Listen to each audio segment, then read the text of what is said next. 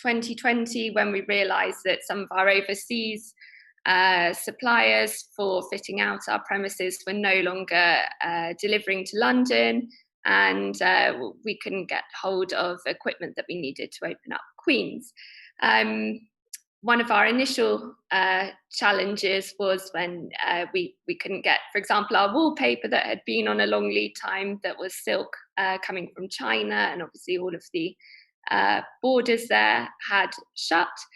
And we had recruited all of our staff in January of 2020 with the ambition that they were all due to start on the 6th of March.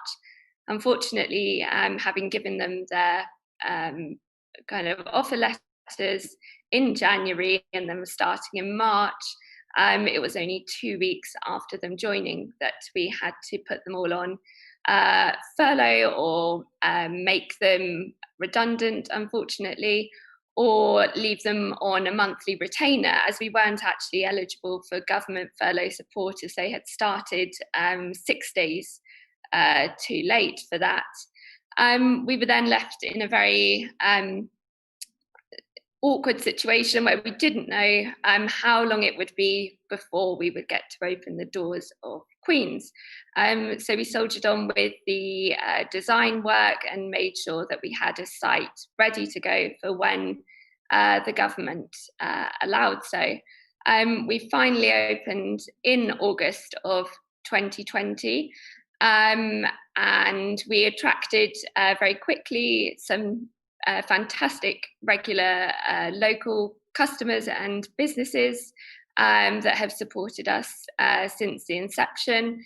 And a month or so after opening, we launched a very special coffee, which is the most expensive and the most fair trade coffee in the UK, which got us international headlines. So that really kind of pushed Queen's into the spotlight. And something, despite it obviously being a challenging time in the economy, people were very receptive to the experience, as the coffee is actually assisting communities in third world countries. So there are people benefiting off the back of you drinking exceptional high grade coffee. We then were followed by another lockdown in the autumn, having built up some momentum for the business, and were shut again by the government for another 5 weeks or so, which was challenging, as again, there's things like food wastage, there's staff uncertainty, cancelling events and bookings along the way that we had worked really hard to have on our books. Is there a key source of revenue?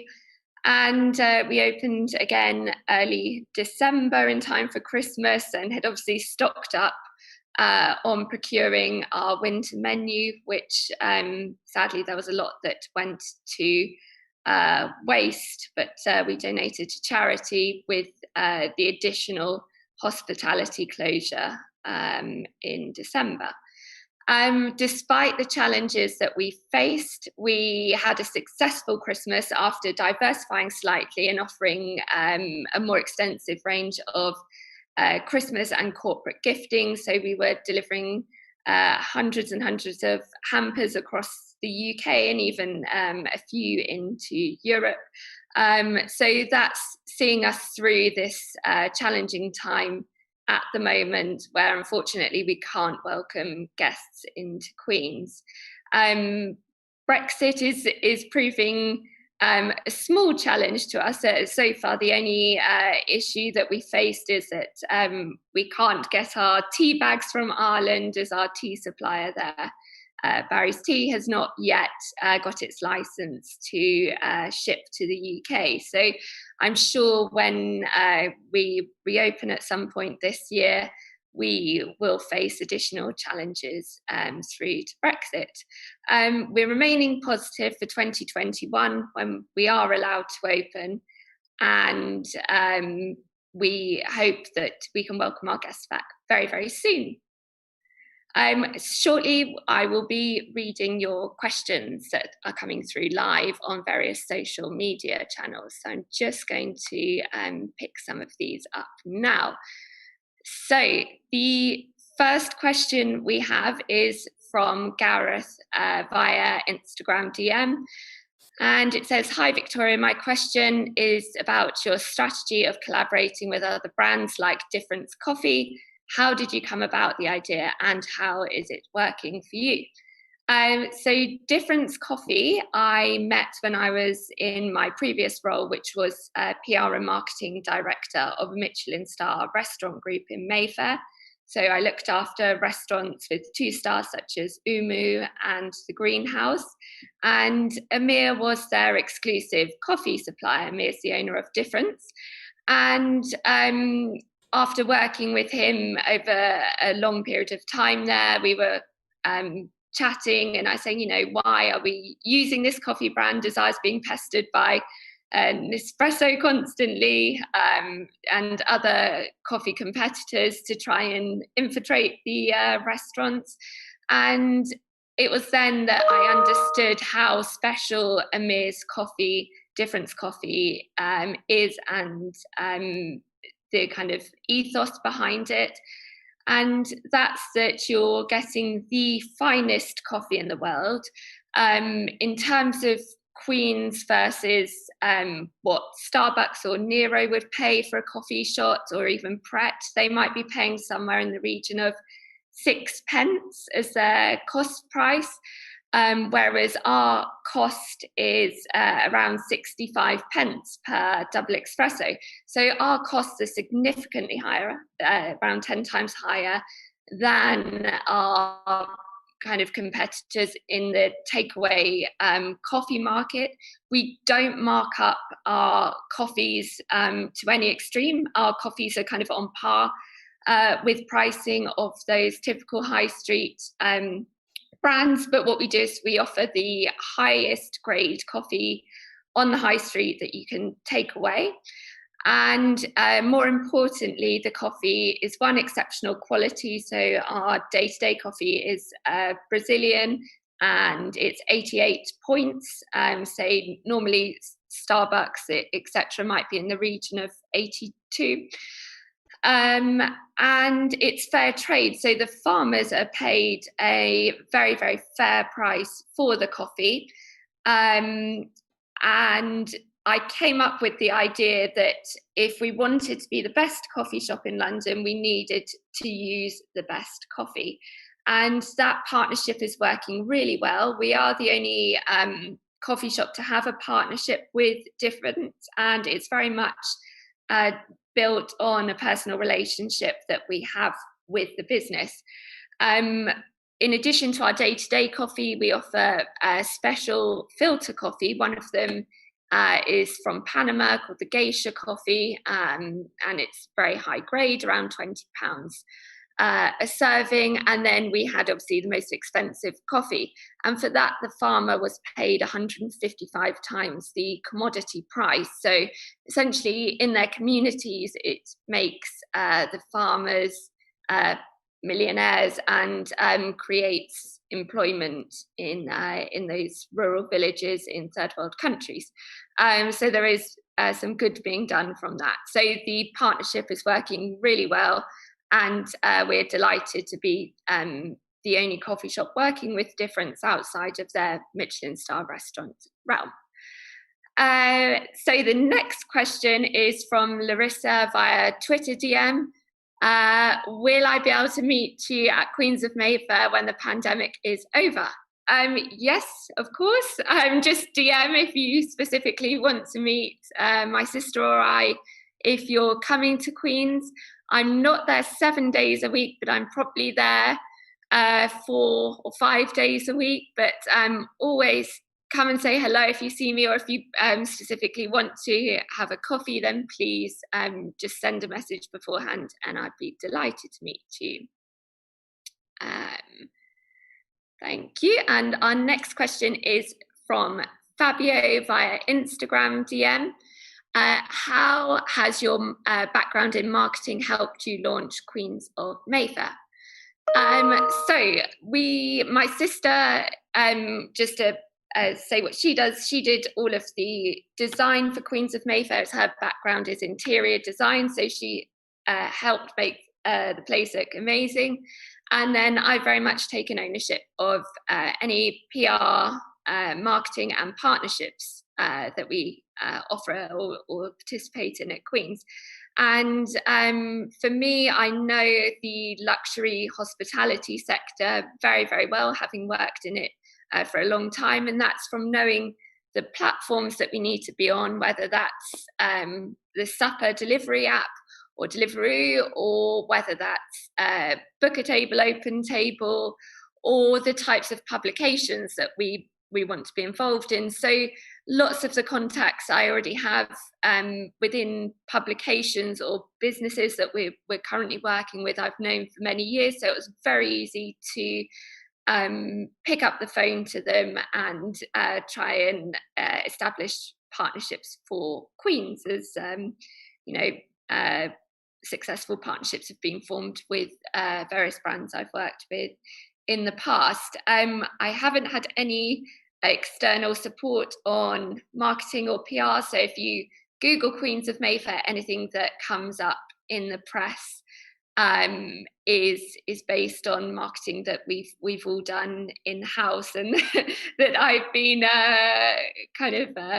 badgering away on in between other work that I do at Queen's. So I think without having that background, we would, as a startup, be spending out thousands of pounds every month in the resources of a PR agency and a marketing manager.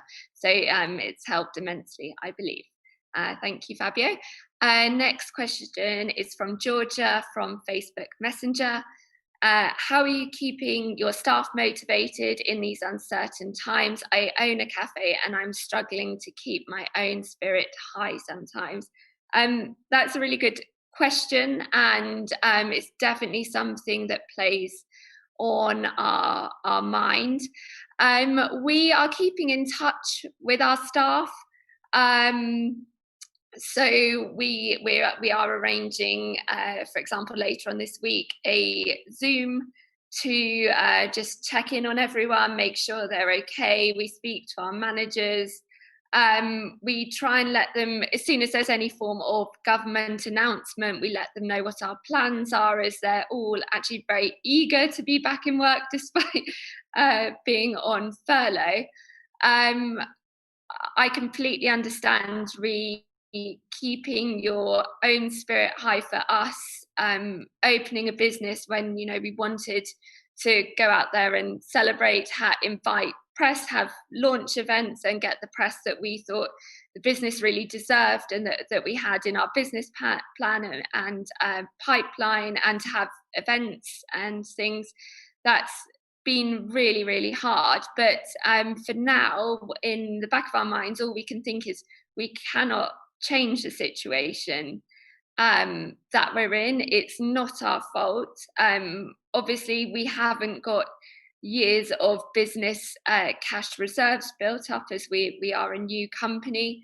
So at the moment, what we're doing is putting pen to paper and actually saying, what do we want to do when we reopen, and how can we improve our business offering once we reopen Queen's. So it's not your fault that the business is in a difficult place at the moment, but I think speaking to friends and customers, everyone is desperate to go back and socialize and enjoy hospitality. I think we're all slightly fed up of cooking for ourselves at the moment, or I am, and I'm desperate to go back and see my friends. So I think that's something that to keep in mind, that I'm sure people will be ready to come and visit you when you reopen.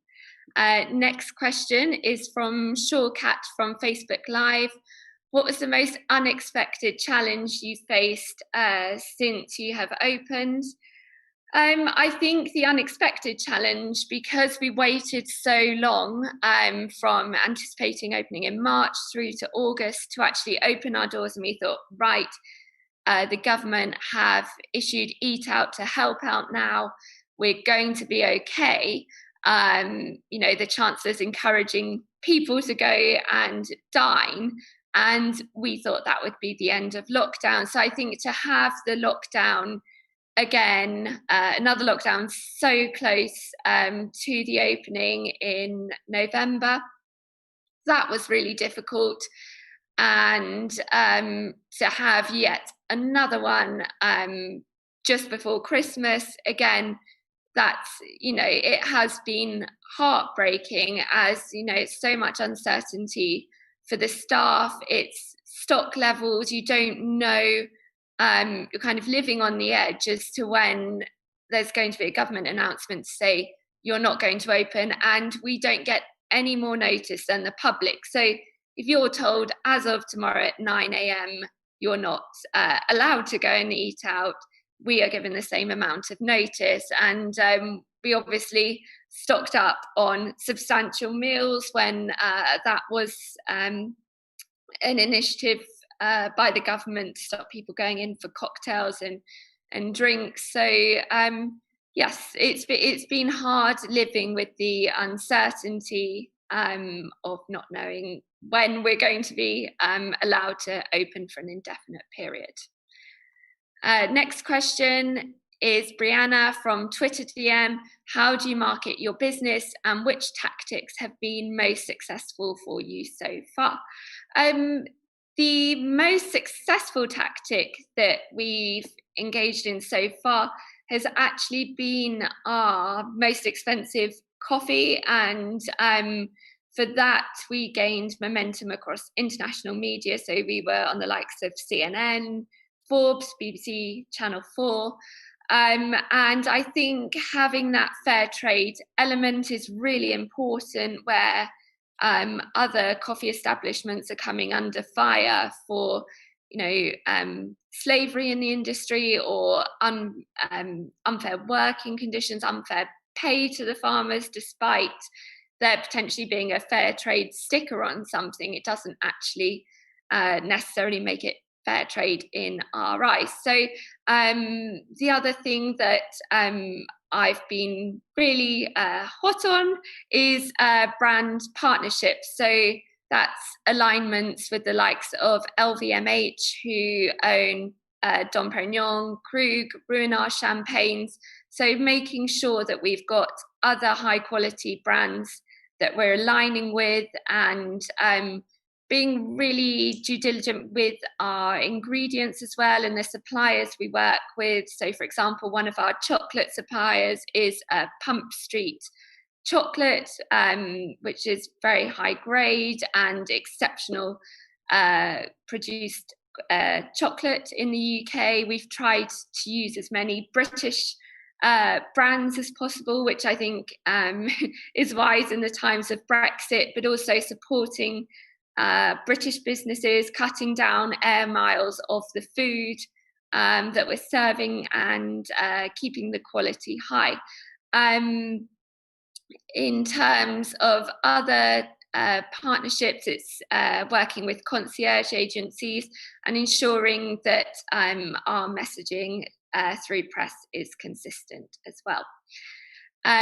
Our next question is from Lee via Twitter DM, and the question is, what was the secret to building your customer base? Really intrigued to know how you went about it during these challenging times of the pandemic. Did you have a clear vision about who your customers are from the beginning? Yes, we did have a clear vision about who our customers were, and they were the people that live and work in Mayfair by majority, as we wanted to be a very relaxed destination for people in close proximity of Queens. And that's due to my sister and I having worked in the area for a long time and wanting to find a middle ground to either socialise or have meetings that wasn't Pret or that calibre of takeaway, and that served very high quality food, and that wasn't extortionately priced for Mayfair, so not a private members club or 5-star hotel. So we started our social media relatively early, and we're encouraging customers to sign up through that. So we've kept in touch very much through our social channels, but also with our partnerships that we've got. We have the opportunity to almost piggyback off of their database as well. So Difference Coffee, as one example, has a huge social media following of coffee enthusiasts. So for their coffee fans to have somewhere to go to come and enjoy their coffee in Mayfair, they were very key audience for us. Making ourselves present to local businesses. So we created some flyers. We made sure we were engaging with local businesses on Instagram.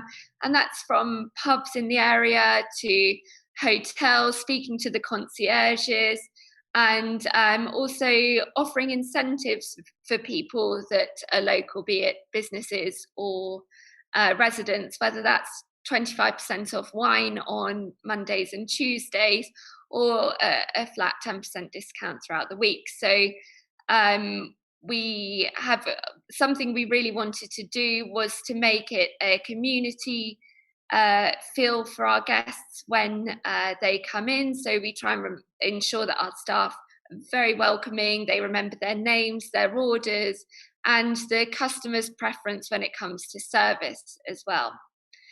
Our next question is from Nikki on Facebook Messenger. Good morning. How do you work and collaborate with local farmers and suppliers? Is it important for you as a business strategy? Yes, it is indeed. In terms of the suppliers, most of the time I'm researching these and looking at important quality markers within businesses. So, for example, the dairy that we work with is called Estate Dairy, and that's excellent milk for making coffee, very high quality, and is a lovely family-run business. We work with the Fine Cheese Company, so the majority of cheeses that we serve on our cheese boards or in our sandwiches and salads are British-based. We work with a supplier for our baked goods called Head Home Bakery. So they've got an outlet in Borough Market, but also that's headed up by a former Michelin star chef who uses exceptional ingredients to ensure a brilliant taste and product. So what we're looking for is quality and brand integrity. And we also welcome, suppliers that if they want to drop us a DM or an email and say, look, we've got this product, we're always really happy and open working to work with new companies as long as it kind of fits our brand. But yes, please do get in touch if you have a brand that you think, or you have produce that you think may work really well with our brand. Next question is from Kathy via Instagram DM. What's been the most satisfying moment of your entrepreneurial journey so far? I think it was opening our doors in August, and then having the positive feedback from customers. So having people that come in, not just every day, but we have some customers that come in 3 or 4 times a day, and we're building really good relationships with them. So for us, repeat custom is the most satisfying part of the journey. And yeah, seeing people enjoying what we're offering and hearing customer feedback is really important. And some of our locals are very vocal about what they want. So for example, we have a very regular guest who comes in and he said, guys, I want a fry up on the menu. He said that will draw me away from my private members club on the corner of your street. And so we went about sourcing the best ingredients for a cooked breakfast. And he said, look, there was this butcher's that used to be a Mayfair, and they had these sausages that I want. So we went and sourced those. And we did obviously taste testing as well. But we really do try and listen to customer feedback. So on to the next question is, and it's our final question, Harish from Twitter DM. Can you share some tips for getting featured by the media? How did you manage to get into Forbes? I'd love to get my business in the media, even if it's local news.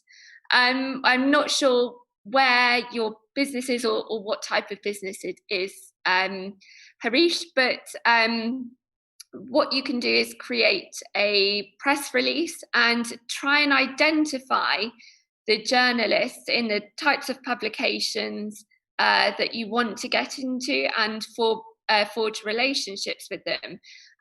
Some newsletters, for example, have kind of a forward list of what's coming up. So, for example, they might say, what brunch items have you got coming up, or send us in details of your top selling cake. So there are ways to engage with those. I would go into your local press or online and see who's actually writing those articles, and then try and track them down on Twitter, Instagram, or LinkedIn, and say, explain your business and invite them to come and speak to you or send them some information, but really try and engage that way. In terms of Forbes, it was actually a lady that I had met many years ago at an event, and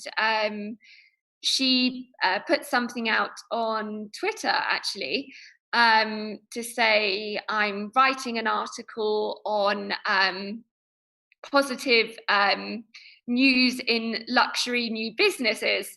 And obviously I had that warm opening to go to her and say, do you remember we met a number of years ago at X event?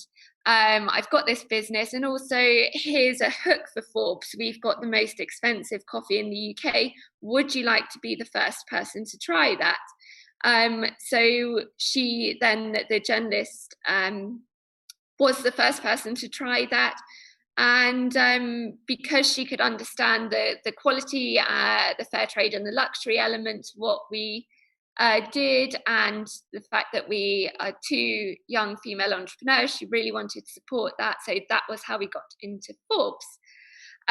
So finally, we're going to go to the poll, which was, are you optimistic about business growth in 2021?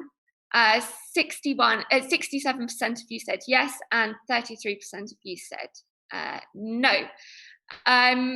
It's brilliant that the majority are optimistic about business growth. We certainly are, as I think once the vaccines are rolled out, the only way is up once we reopen again. So we really hope that indeed the business and other businesses will flourish this year. We are out of time now, so thank you all for tuning in. And if you want to get in touch with me, you can DM me via LinkedIn, Victoria Sheppard, or follow Queens of Mayfair on Instagram, or connect with me on my personal Instagram. That's absolutely fine. And coming up on Ask the Expert tomorrow is Michelle Flynn, who is a certified international health coach. So tune in tomorrow to get advice on master mindfulness. A reminder, if you need any more advice, join the official Intuit QuickBooks SMB community group on Facebook. Accountants and business experts are on hand 24/7. Really enjoyed answering your questions. I'm sorry we didn't have more time, and have a good day, everyone. Thank you.